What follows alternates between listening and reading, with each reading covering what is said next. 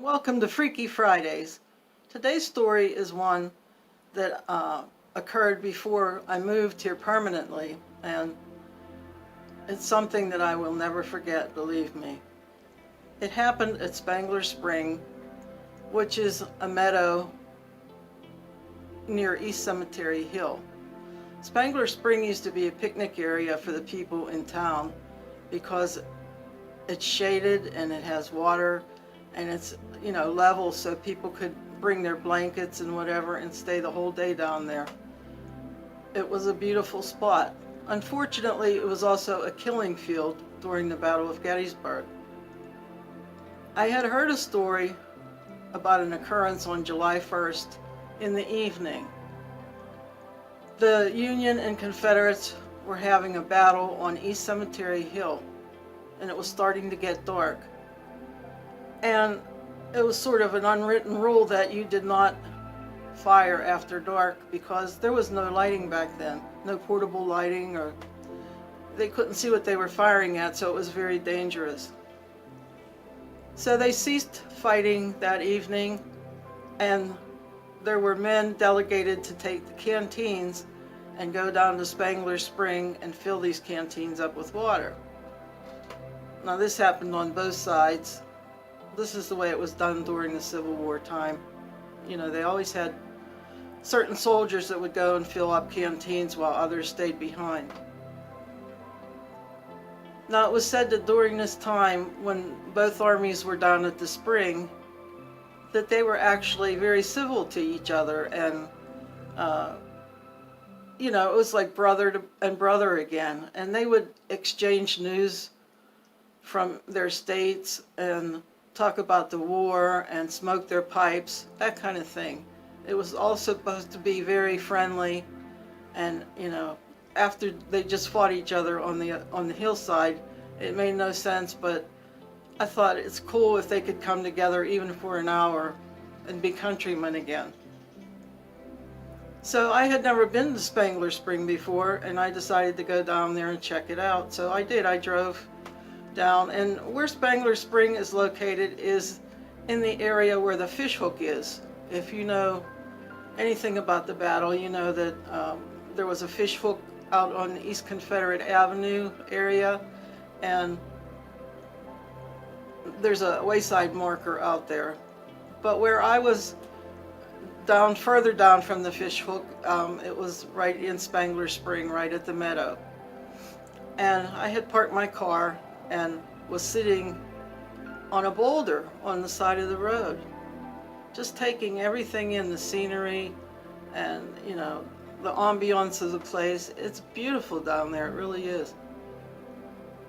All of a sudden, a man comes walking down the road towards me, okay? Now, he's dressed in 19th century clothing, and I didn't think too much about it because, reenactors are all over Gettysburg. You can see all kind of military garb and civilian garb, and you just don't think twice about it once you've been coming here after a while. But I did think it was strange that he was, walking down this road because it's a one-way street for one thing. He had no vehicle, and so he had to be walking a pretty good distance before he got to where I was. I was noticing the way he was dressed because he was not in a military style. He was more like a farmer. And, he had brown pants and boots on and a plaid shirt, like a homespun cotton type shirt. He had suspenders and a floppy hat, a brown floppy hat. But what was most unusual to me is that he had an axe over his shoulder, and what was unusual about that is that it was a double-bladed axe. These are very old. They're from the 18th and 19th centuries, maybe even before that. And he was just walking like he didn't have a care in the world, and he was coming towards me. All of a sudden, he noticed me looking at him because he was so unusual, and he lifts up his arm and tips his hat towards me.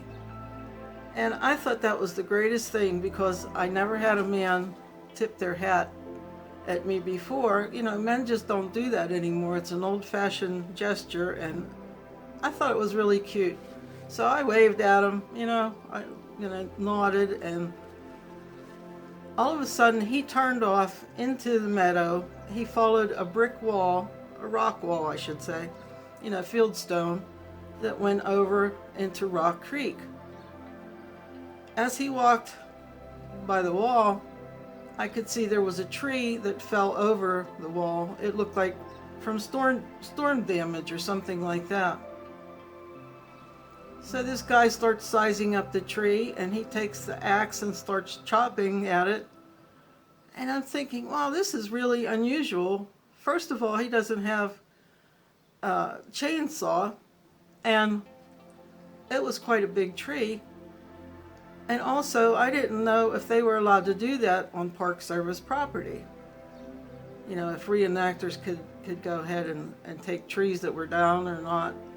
It was just a really strange scenario for me. So I sat there for a while and watched him chop at that tree, and I'll tell you what, he knew how to use that axe. The chips were flying, and he was really good at it.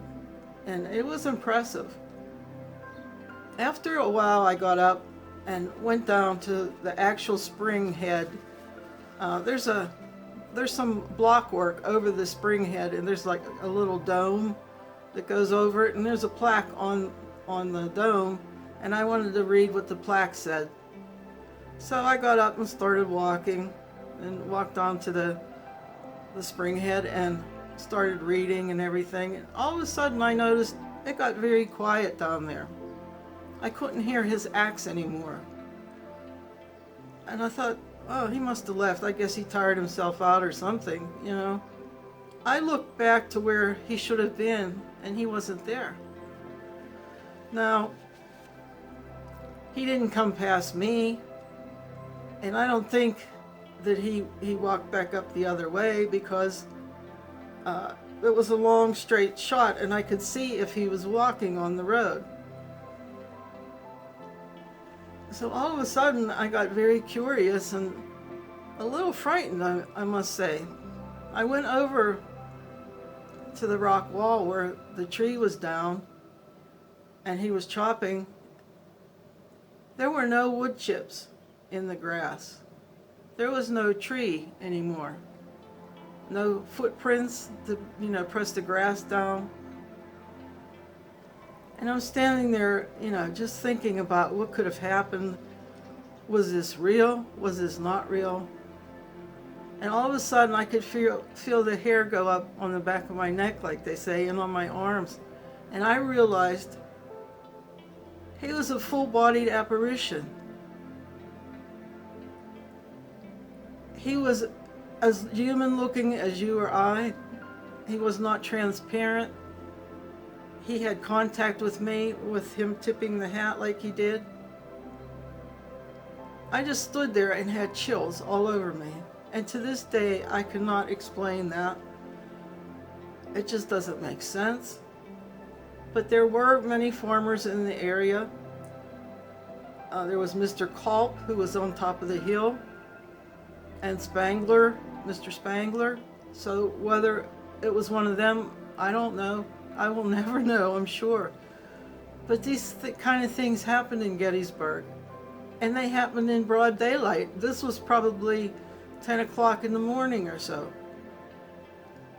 That's what I love about this place. You just never know what's going to happen. I hope you enjoyed this story. Please click like and subscribe, and join me every week for Freaky Fridays. Thank you. Bye-bye.